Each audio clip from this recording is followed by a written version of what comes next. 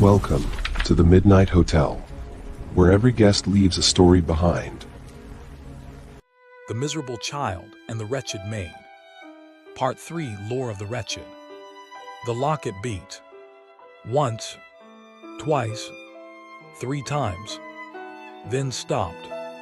Like a heart that had forgotten, it was supposed to be silver. Miriam stood alone in the basement laundry hall, holding it in both hands now. The steam around her had thinned. The machines had gone quiet in the way machines sometimes do when something more important than laundry is happening nearby. The locket felt warm against her palms. Impossibly warm. Like something alive pressed close against glass. The steam near the corridor entrance shifted slowly. Then gathered. Then shaped itself into something small. A little girl stood at the edge of the light, barefoot on the cold stone floor. Her dress was pale red, the color of something that had once been darker and faded with time. It hung slightly too long at the hem, dragging faintly against the ground. Her hair fell loose around her face in dark, tangled curls. Her eyes were difficult to look at directly, not frightening, just terribly sad. Ancient sad. The kind of sadness that does not belong on a child's face. She looked at Miriam for a long moment without speaking. Then she looked down at the locket in Miriam's hands. And without a sound, she stepped toward it, smaller with each step, folding inward, gently like smoke finding a narrow space, until she was gone, and the locket against Miriam's palms shuddered once, like a heartbeat resuming after a long interruption. Then the child's voice came from inside it. Soft, patient, as though it had been waiting a very long time for someone to finally be still enough to listen. Would you like to know how it began? Miriam did not answer. She was not entirely sure she could. I'll tell you anyway, the child said quietly. I always do. There was another world, not far from this one, only sideways. In that world, a woman lived who shared your face. Her name was Miriam Vale. She shared your face, your hands, your habit of going quiet when something hurt. But she was not you. Not quite. The basement lights dimmed slowly, as though the hotel itself leaned inward to listen. The child continued. Her voice carried no bitterness yet, only the quiet precision of someone recounting something memorized long ago.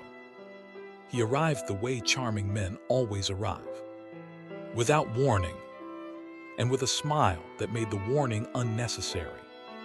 His name was Adrian Valecourt. In that other world, as in this one, some things do not change between realities. Names, faces, patterns. He found Miriam Vale working in a house belonging to a merchant family in the upper quarters of a gray city whose name does not matter anymore. She was folding laundry. Even then, he thought that was amusing. She did not. At first, Miriam's fingers tightened slightly around the locket. She was not breathing evenly anymore. The child noticed. Are you listening, Mama? Yes, Miriam whispered. Good. The child continued. He returned 3 times before she spoke to him properly. The 4th time he brought flowers. The 5th time he stayed for dinner. By the 6th visit, she had already begun making the mistake of believing his presence meant something permanent. It did not. It never did with men like him. But she did not know that yet. And he did not correct her, because correcting her would have required honesty. And honesty was never his most practiced skill. The steam curled slowly around Miriam's ankles. The locket beat once more in her hands, then continued its silence. He gave Miriam Vale the locket on a cold evening in November. Silver, black roses, a crimson stone at the center. He clasped it around her neck himself. His hands were warm. She remembered that specifically. How warm his hands felt. She wore it every day after that. Every single day. While he made promises the way other men breathe. Effortlessly, and without thinking much about the consequences. He spoke of a house, of a life, of a name she could carry beside his. She believed him, because she wanted to, because loneliness makes believers out of even the most careful people. And she had never been particularly careful. The steam curled slowly around Miriam's ankles. The locket beat once more in her hands, then continued its silence. I should tell you something now, Mama. Something I was not supposed to know. But I did. Even then. Even before I was born. I knew. The way certain things know themselves before they exist. She was already carrying me when she found out. About the others. There were many. He collected women the way certain men collect debts. Casually, and with the quiet assumption that someone else would eventually settle them. Miriam Vale confronted him. He did not deny it. He simply looked at her with that warm, patient smile and said, "You knew what this was." She had not, but he had already decided that she had. Because deciding otherwise would have made him responsible. And responsibility sat poorly on him. Miriam closed her eyes. The child's voice did not stop. He left 3 days later. No letter. No explanation. Only absence. The kind that arrives so completely, it rearranges the furniture of a person's entire life. Miriam Vale waited. 1 week. 2. A month. Then she stopped waiting. And something else moved into the space where the waiting had lived. Something older. Something that had always been there beneath the loneliness. Beneath the foolishness. Beneath the love she had mistaken for safety. It did not have a name immediately. Names come later. First comes the grief. Then the silence. Then the thing that grows inside the silence. The lights in the basement flickered once. The child's voice dropped lower, barely above breath now. She found the women who knew the old ways. Not witches in the storybook sense. Nothing so clean. These were women who had simply been broken so many times, they had learned to weaponize the breaking. They recognized Miriam Vale immediately. The way wounds recognize each other. They taught her slowly. She learned faster than anyone expected. Grief is a remarkable teacher. Rage is a better one. Together they are extraordinary. Miriam felt something press against the inside of the locket. Small, like a tiny fist. She nearly dropped it, but didn't. I need you to understand something about what she became, Mama. She was not evil. Not entirely. She was a woman who had been hollowed out so completely that something else filled the hollow. You cannot blame the hollow. You can only mourn what should have filled it instead. She performed the ritual on a moonless night in February. I remember the cold, even from where I was, even from the almost. She used the locket, his gift, his promise. She turned it into the vessel, the instrument, the anchor for everything she intended to send after him. The curse she built was not simple anger. It was architecture, careful, deliberate, years of precision assembled in one terrible evening. She meant it to find him wherever he ran, whatever name he used, whatever city, whatever warm bed belonging to whatever next woman he had already begun collecting. She meant it to end him slowly, the way he had ended Miriam Vale. Slowly and smiling, and without ever using a single honest word. The child went quiet for a moment, long enough that Miriam almost spoke. Then, but I need to tell you the part she did not intend. The part that was my part. She did not know I was there.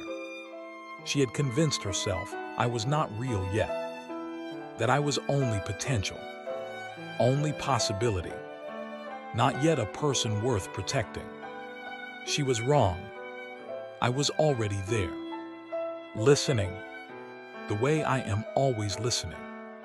When the ritual consumed the locket, it consumed me too. Not cruelly. She did not mean it cruelly. But grief that large does not ask permission. It simply takes. And so the curse launched itself outward into the world, searching for Adrian Vailcourt.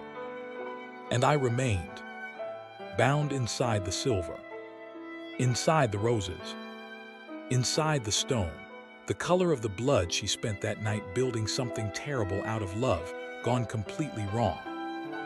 Inside the basement, Miriam felt her tears dropping. She was crying. She had not noticed when it started. The tears fell silently onto the basement floor. She did not wipe them away. The child continued on. The curse found him eventually.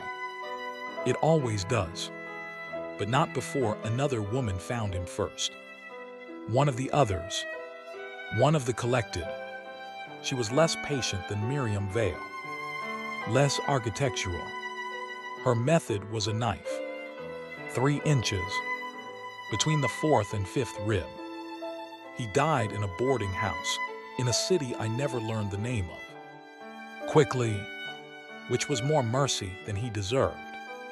But the universe dispenses mercy unevenly. You may have noticed. The curse arrived moments later. Found nothing.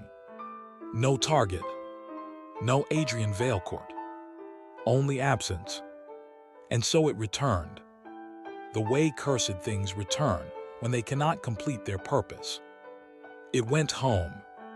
Back to the locket. Back to her.